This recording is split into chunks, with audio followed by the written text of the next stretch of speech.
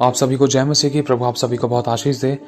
मेरे भाई और बहनों, आप सभी से एक रिक्वेस्ट है, प्लीज़ इस वीडियो को पूरा ज़रूर सुनना। ये एक गवाही है, ये प्रभु के दास के द्वारा एक गवाही दी गई है और कहा जाता है कि एक सच्ची गवाही है।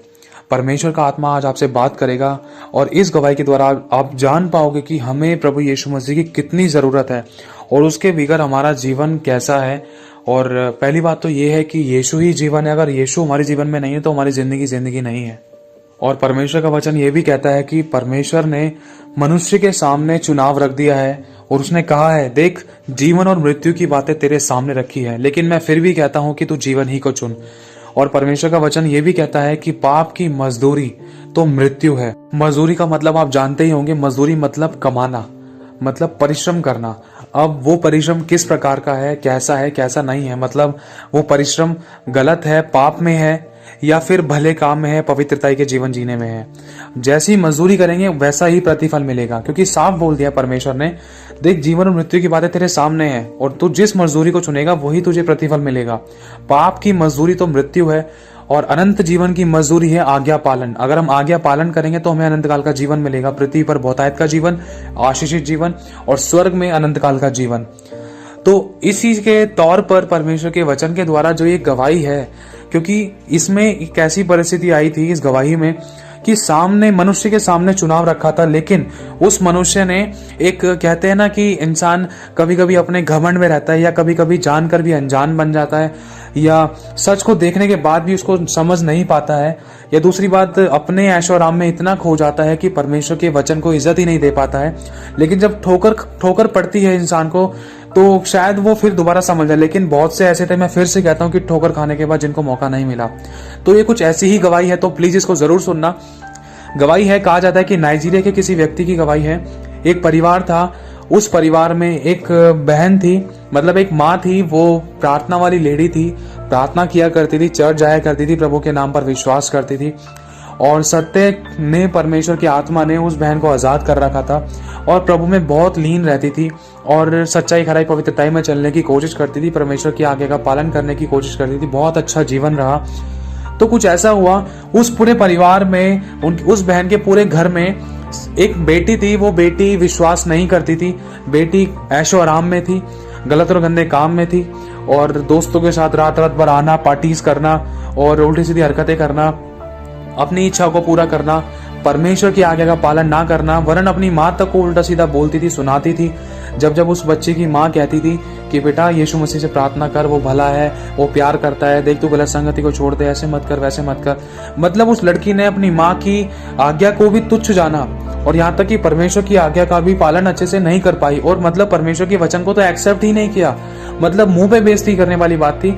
मैं किसी पर दोष नहीं लगा रहा, लेकिन एक सत्य बताना चाहता हूँ कि आज के दिन यूथ मतलब जवान लड़का लड़कियों की सोच विचार क्या है कि चलो वो वाली बात अलग है, लेकिन हुआ क्या कि वो लड़की अपने ऊपर बहुत बिलीव करती थी और अपने कामों के ऊपर और अपने यारी दोस्ती में इतना लॉलीन रहती थी कि अपने घर का ना तो कोई पता रहता था, ना तो अपनी माँ की देखरेख होती थी, ना ही किसी के बारे में सोचती थी। अपने इंजॉयमेंट को लेकर खुलेआम जीती थी और कोई रोक टोक नहीं थी उसकी लाइफ में, कोई रोकने टोकने वाला नहीं था। अगर कोई रोकता टोकता तो उसी को सुनाने वाली बात थी। तो यही चीज थी। उसकी माँ ने एक बार अपनी बेटी से कहा, बेटा देख तू प्रभु के नाम पर विश्वास कर, इन सब गलत संगतों को छोड़ दे, तुझे कुछ नहीं मिलने वाला, ये तो कुछ पल की खुशी है। मतलब बहुत कुछ समझाने की कोशिश करी, बहुत आज्ञा पालन के बारे में बताई, लेकिन उस लड़की ने मतलब ऐसी ऐसी बातें बोली अपनी माँ को कि अपने यीशु को अपने पास रख, मुझे नहीं करना, तू जाती है तू जा, मेरे से मत बोल, मेरे से मत बात कर, अब मैं नहीं कर रही विश्वास, सो बातें, मतलब इनकार करना है यीशु मसीह का। बहुत सारी ऐसी बातें थी वचन का अनादर को लेकर और माता पिता की आज्ञा का पालन भी नहीं किया। तो ऐसा हुआ कि वो एक टाइम की बात है, वो लड़की रात को घर पर आई, बहुत लेट नाइट आई और मतलब अपने फ्रेंड्स के साथ एंजॉयमेंट करने के बाद वो घर पर आई, लेट आई। तो कुछ ऐसा हुआ कि उस लड़की ने अपनी माँ से कहा कि मम्मी मुझे ना सुबह उठा दियो, सुबह मुझे अपने दोस्तों के साथ जाना है, ठीक है, तो बहुत ज़रूरी है और मैं सोती ना रह जाऊँ, इसलिए मुझे उठा दियो और मैं लेट नहीं होना चाहती, ठीक है, इस बात का ध्यान रखियो। तो उसकी माँ ने कहा, नहीं बेटा देख पहले मेरी बात सुन, देख मैं तेरे को नहीं उठाऊंगी, मैं नहीं चाहती कि तू गलत संगत में जाए और मैं तुझे बिल्कुल नहीं जाने दे सकती, खासकर मैं उठाऊंगी तो बिल्कुल नहीं तेरे को। और देख, मैं प्रभु की आज्ञा का पालन करती हूँ, बस मैं तेरे से इतना कहती हूँ, प्रभु के वचन पर चल, प्रभु की आज्ञा का पालन कर और गलत संगति से दूर हो जा, बुराई से नफरत कर और पापों से नफरत कर, पापों से तौबा कर। तुझे नहीं पता तुझसे कितनी बड़ी बड़ी गलतियां हुई हैं, तूने कितनी बड़ी बड़ी परमेश्वर की आज्ञाओं को तोड़ा है, तूने मेरी बात को भी नहीं माना है और तेरा बिहेव कितना बदलता जा रहा है तुझे खुद नहीं पता है। तो मतलब बहुत सारी बातें उसकी माँ ने बोली और ऑन द स्पॉट उस लड़की ने अपनी माँ को जवाब दिया और उसने कहा, देख तू नहीं उठाएगी ना, कोई बात नहीं, मेरे दोस्त ही खुदा कर मुझे उठा लेंगे। तो फिर मतलब उसने लड़की ने अनादर किया परमेश्वर के वचन का, और मतलब परमेश्वर की आज्ञा तो यही है कि अपनी माता पिता की आज्ञा का पालन कर। तो कुछ ऐसा हुआ, फिर वो लड़की अपने रूम में जाकर चली गई और उसकी मम्मी बहुत रो रही, बहुत परेशान थी और वो प्रार्थना में बैठी। तो उसके बाद हुआ क्या कि वो लड़की मतलब सो गई। सोने के बाद उसकी माँ ने तो उसको नहीं उठाया सुबह, लेकिन उसके दोस्त आ गए घर के बाहर उठाने के लिए, और उठाने के बाद वो लड़की उठी, उस जल्दी से तैयार होके वो जल्दी से जल्द निकलने को हो रही थी। तो इतने में उसकी मम्मी ने बोला, बेटा देख, तू जा तो रही है ना, तो प्रभु को साथ ले जा और देख तू प्रभु यीशु मसीह से अपनी गलती पाप गुनाह अपराधों की माफी मांग, क्षमा मांग प्रभु से, क्योंकि तुझे नहीं पता कि तूने कितनी बड़ी बड़ी गलतियां की हैं। प्रभु से माफी मांग और प्रभु को अपने साथ में ले जा। बेटा देख, अपने आप को इस बुरे रास्ते से हटा ले, प्रभु मौका दे रहा है। तो उसने कहा, देख मुझे तेरे यीशु की कोई जरूरत नहीं है, मैं अपने यीशु को अपने पास रख, ठीक है। तो उसकी मम्मी ने कहा, बेटा देख ऐसे मत बोल, ऐसे नहीं बोला जाता, वो तो तेरे भले के लिए, उसने तेरा क्या बिगाड़ा है, वो तो तेरी रक्षा और करता है, तेरी रक्षा सुरक्षा करता है, लेकिन तू उसको बोल तो दे कि यीशु मेरे साथ चल और मेरी रक्षा कर। तो उस लड़की ने बोला, भाई देख गाड़ी में जगह नहीं है, गाड़ी फुल है, गाड़ी में यार दोस्त है और जगह नहीं है गाड़ी के अंदर बिल्कुल भी। तो फिर उसके बाद वो निकल गई। निकलने के बाद वो बैठी होगी गाड़ी में। फिर उसके बाद एक आंसर मिला कि मम्मी देख भाई, यीशु के लिए तो जगह नहीं है गाड़ी के अंदर, यीशु से बोलते जाके डिग्गी में बैठ जाएगा पीछे। तो फिर उसके बाद उसकी मम्मी बहुत हैरान हुई कि मेरी बेटी ने ऐसा तिरस्कार किया, ऐसी बातें बोली। फिर कुछ ऐसा हुआ, फिर वो लड़की चली गई गाड़ी के अंदर बैठकर अपने यारों दोस्तों के साथ। और कुछ घंटों बाद उसकी मम्मी के पास एक कॉल आता है कि कुछ ऐसा हुआ कि आंटी ये एक पर्स मिला है हमें, इस पर्स में आपका एड्रेस है और एड्रेस ये है और इस लड़की का नाम ये है और एक लड़की की फ़ोटो है, और हम इस एड्रेस पे इसलिए आए क्योंकि जो गाड़ी में वो लोग थे ना, वो मतलब सबके सब मर चुके हैं क्योंकि बहुत खतरनाक एक्सीडेंट हुआ है। और उसकी मम्मी बहुत रो रो के बेहाल हो गई।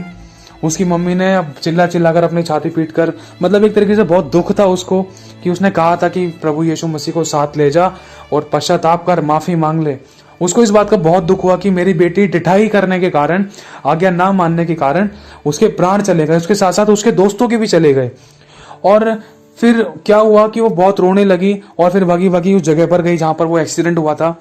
एक्सीडेंट वाली प्लेस पर देखा कि गाड़ी बिल्कुल चकनाचूर हो चुकी थी और किसी एक की भी जान मतलब बची नहीं, सबके सब मर गए थे। और हुआ क्या, इतना खतरनाक एक्सीडेंट था कि उन लोगों की बॉडी, उसके फ्रेंडों की बॉडी, उस लड़की की बॉडी गाड़ी के अंदर फंस चुकी थी, बहुत गंदी तरीके से फंस चुकी थी। कहा जाता है कि बहुत मुश्किल से उनकी बॉडी निकाली थी, बहुत खतरनाक तरीके से लहूलुहान हो रखे थे वो लोग, और किसी की भी जिंदगी नहीं बची, ऑन द स्पॉट सबकी डेथ हो चुकी थी। और गाड़ी आगे से पीछे से सब जगह से अच्छे तरीके से चूरा हो चुकी थी और वो गाड़ी बिल्कुल भी रिन्यू और मतलब न्यू हो ही नहीं सकती थी, रिबिल्ड भी नहीं हो सकती थी, उसको दोबारा से बनाया भी नहीं जा सकता था। इस तरीके से उस गाड़ी का एक्सीडेंट हुआ था और कोई बचने के चांस भी नहीं थे। तो जब वहां पर इन्वेस्टिगेशन हुई, मतलब जब वहां पर जांच पड़ताल हुई गाड़ी को लेकर, जब पता चला डिग्गी कैसे न कैसे करके टेढ़ी मेढ़ी करके हल्का फुल्का खोल कर देखा और जांच पड़ताल करी उस गाड़ी की, तो जांच पड़ताल करने के दौरान है ना सारे लोग चौंक गए, बहुत हैरान हुए, क्योंकि कैसे न कैसे करके उस डिग्गी को खोलने की कोशिश करने के बाद अचानक जब लोगों की नजर पड़ी तो बहुत हैरान होने के कारण ये था कि उस डिग्गी में ना 2 अंडे की ट्रे पड़ी हुई थी और अंडे की ट्रे बिल्कुल भी टस से मस नहीं हुई थी। मतलब गाड़ी की हालत बिल्कुल चूरा हो चुकी थी लेकिन अंडे की ट्रे टच से मस नहीं हुई थी, एक भी अंडा नहीं फूटा था, कोई भी अंडे में कोई प्रॉब्लम और स्क्रैचेस वगैरह नहीं आए थे। तो इस बात से ना उसकी माँ चौंक गई, ऐसा क्यों हुआ, ऐसा कैसे हो सकता है। सारे लोग हैरान हो गए कि गाड़ी अपनी पोजीशन से बिल्कुल हट गई और लोग ऑन द स्पॉट मर गए। गाड़ी का आगे वाला पार्ट मतलब इतना खतरनाक तरीके से एक्सीडेंट हुआ था कि मतलब चूरा चूरा हो चुकी थी, कोई बचने के चांस नहीं थे किसी के, और इतना तगड़ा धक्का था कि अंडे की ट्रे तो चटक जानी चाहिए थी या गिर जाने चाहिए थे या फूट जाने चाहिए थे, और इतनी गंदी तरीके से जब आगे पीछे से दब चुकी थी तो अंडे की ट्रे कैसे सही सलामत हो सकती है। सारे ये चौक में थे, लेकिन उसकी माँ को मालूम था कि मेरी बेटी ने ना एक बात बोली थी। क्या कि यीशु की ना जगह हमारे पास नहीं है, उसको बोल दे अगर वो आएगा तो पीछे डिग्गी में बैठ जाएगा। तो हमारा परमेश्वर है ना, लिखा है कि जब वो पेड़ पे बैठे पक्षियों की रक्षा करता है, उनकी जरूरतों को पूरा करता है, तो वो हमारी रक्षा, हमारी सुरक्षा क्यों ना करेगा। लेकिन आपको शुरुआत में एक बात बताई थी कि परमेश्वर ने जीवन और मृत्यु की बातें हमारे सामने रख दी है। उसमें परमेश्वर ने कहा है कि तू जीवन ही को चुन। जीवन यीशु है, जीवन मार्ग और सत्य है। सत्य परमेश्वर का वचन है और आज्ञा पालन हमें करना है। अगर हमें सत्य चाहिए, अगर हमें जीवन चाहिए, तो पापों का अंगीकार करना है, पश्चाताप करना है। लिखा है पाप की मजदूरी तो मृत्यु है। अगर पाप कर करके इंसान ने अपनी जिंदगी खराब कर ली, लेकिन फिर भी वो पश्चाताप नहीं कर रहा है, सत्य की पहचान करने के बाद अगर इंसान जानबूझकर पाप करता है, तो फिर कोई बलिदान बाकी नहीं है। लिखा है इब्रानियों 10:26 में। मैं एक बार आप लोगों के लिए पढ़ देता हूँ। लिखा है क्योंकि सच्चाई की पहचान प्राप्त करने के बाद यदि हम जानबूझकर पाप करते हैं, पाप करते रहें, तो पापों के लिए फिर कोई और बलिदान बाकी नहीं है। हाँ, दंड का एक भयानक बाढ़ का जोना है और आग का ज्वलन बाकी है, जो विरोधियों को भस्म कर देगा। जब मूसा की व्यवस्था का ना मानने वाला 2 या 3 जनों की गवाहियों पर बिना दया के मार डाल दिया जाता था, तो सोच लो कि वह कितने और भी भारी दंड के योग्य ठहरेगा, जिसने परमेश्वर के पुत्र को पांव से रौंदा और वाचा के लहू को, जिसके द्वारा वह पवित्र ठहराया गया था, अपवित्र जाना और अनुग्रह की आत्मा का अपमान किया। मतलब यह है कि परमेश्वर ने हम पर अनुग्रह किया है, जिसके कारण आज हम जीवित हैं। उसकी दया है, उसने हमारे लिए लहू बहाया है और उसकी कुर्बानी हमारे लिए है। लेकिन अगर हम ये सब कुछ जानने के बाद भी अगर हम जानबूझकर पाप कर रहे हैं, तो फिर साफ कह दिया कि कोई और बलिदान बाकी नहीं है, वरन भयानक आग का बाढ़ जोना है और आग का ज्वलन बाकी है, जो विरोधियों को भस्म कर देगा। मतलब यीशु के वचन का विरोध कर दिया।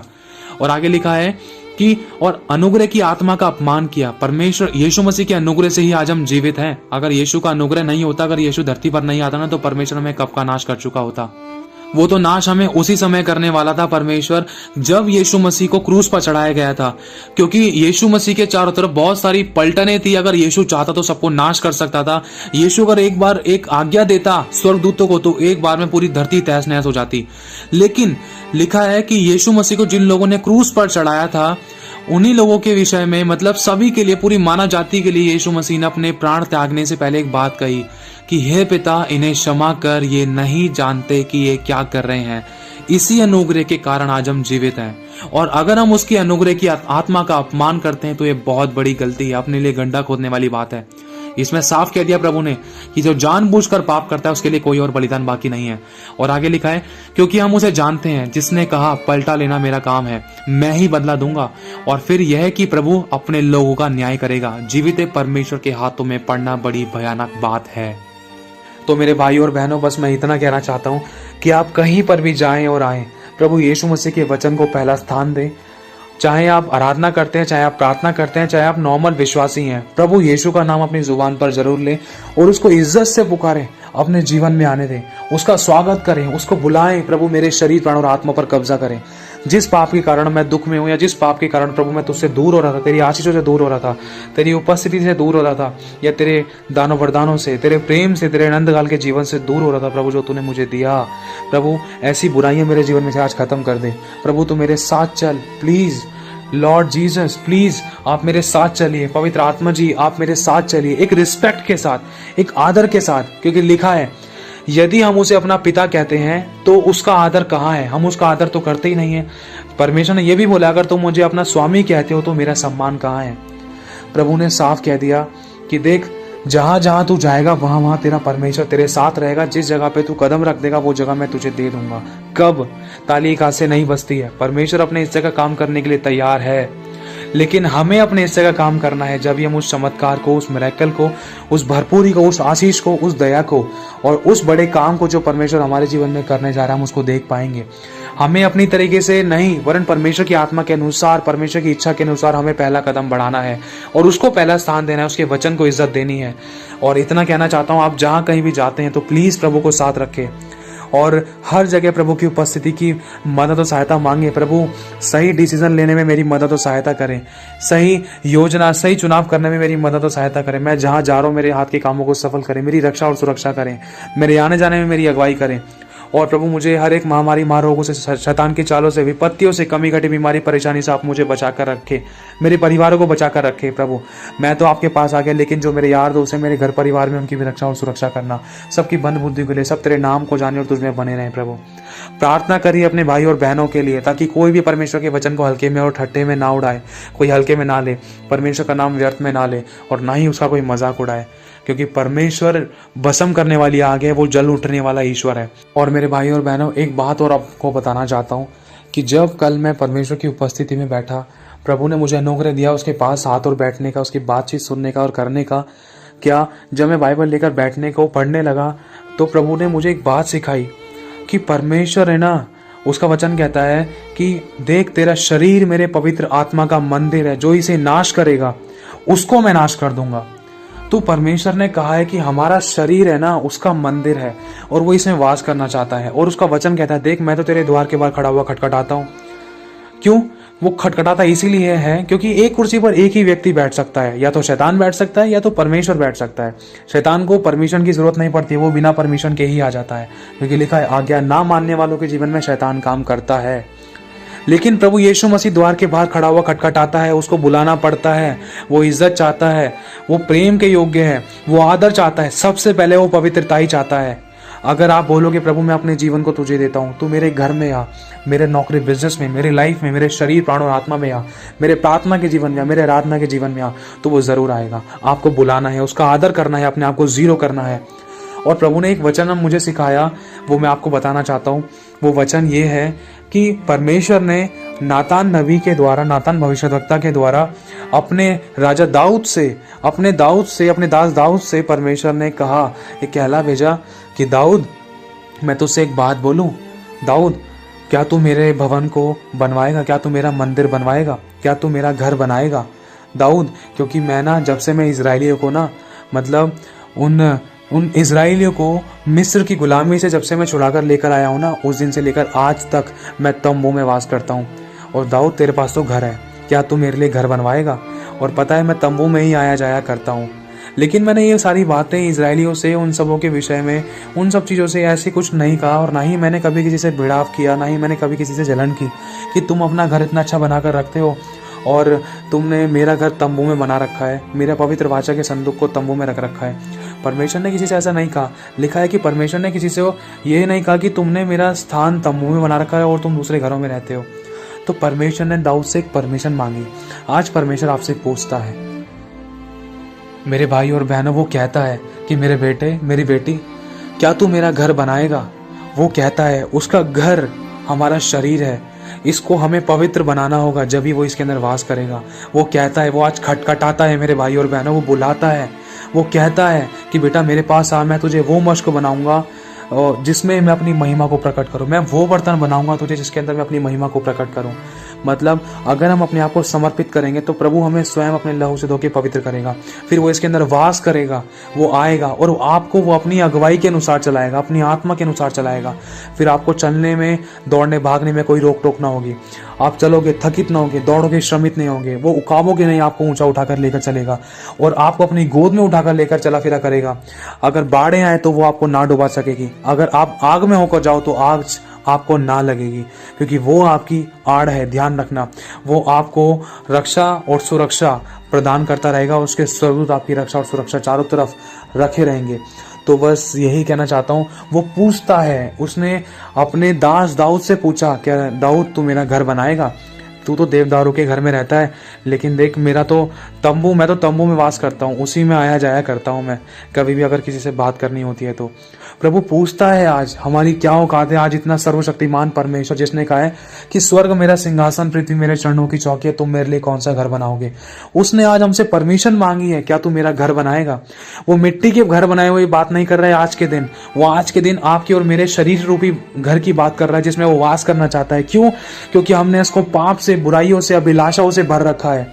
वो इसके अंदर वास करना चाहता है, वो हमें अच्छा जीवन देना चाहता है, वो हमें नरक से बचाना चाहता है, वो हमें अनंत काल का जीवन देना चाहता है। वो चाहता है कि हम सच्चाई, कराई, पवित्रताई का जीवन जिए, जैसे हम खुद बचे तो औरों को बचाने पाए। क्योंकि बहुत से ऐसे थे जिनको परमेश्वर का वचन नहीं मिला, बहुत से ऐसे थे जो आज का दिन नहीं देख पाए। लेकिन आपके ऊपर और मुझ पर परमेश्वर की महाकरुणा का फल है कि आज हम अपने लोगों को जिंदा देख पा रहे हैं और आज हम जिंदा उठे हैं। कोई रोग नहीं है, कोई बीमारी नहीं है, कोई हॉस्पिटलों के चक्कर नहीं, कोई कोर्ट केस नहीं है, कोई दुख, कोई कर्जा, कोई गरीबी, कोई घटी नहीं है। अगर है भी, अगर लगता भी है, तो उसमें भी परमेश्वर हमारे साथ खड़ा है। उसने जब इतने लंबे समय से हमें आज तक संभाल के रखा है, तो क्या वो आगे नहीं संभालेगा? बस हमें अपने आप को पवित्र करना है। वो फिर से कहता है, बेटा मैं तेरे द्वार के बाहर खड़ा हुआ खटखटाता हूँ, कहीं तू मुझे इस्तेमाल कर कर फेंक तो नहीं देगा, कहीं तू ऐसा ही तो नहीं कर रही है। तू मुझे ज़रूरत के समय पे इस्तेमाल करती है, ज़रूरत के समय पर इस्तेमाल करता है, बार बार पाप करके बार बार क्षमा मांगता है, बार बार क्षमा मांगती है। देख मैं तुझसे फिर से कहता हूँ, पापों से तौबा कर, बुराइयों से नफरत कर, मेरा भय मान, मैं जगत के अंत तक तेरे साथ हूँ। यदि तू मुझसे प्रेम करती है, यदि तू मुझसे प्रेम करता है, तो तू मेरी आज्ञाओं को मानेगा। और मैंने तेरे लिए अपना सब कुछ दे दिया, तो क्या तू मेरे लिए इतना भी नहीं कर सकती? क्या तू मेरे लिए इतना भी नहीं कर सकता? और मैं इससे ज़्यादा मैं तेरे लिए क्या करूँ? क्या कोई और है जिसने मुझसे ज़्यादा तेरे लिए किया हो? क्या मैंने नहीं कहा कि दूध पिलाने वाली माँ बाप तुझे छोड़ देंगे, तेरे अपने तुझे छोड़ जाएंगे, लेकिन मैं तुझे कभी नहीं छोड़ूंगा। मैं तुझसे क्या मांगता हूँ? मैं तुझसे सिर्फ पवित्रता ही मांगता हूँ, जिसके द्वारा तेरा ही जीवन सुखी हो, तेरा ही जीवन आशीषित हो, तेरा ही जीवन उन्नति पाए, तेरा ही जीवन भला चंगा रहे, अच्छी सेहत में रहे।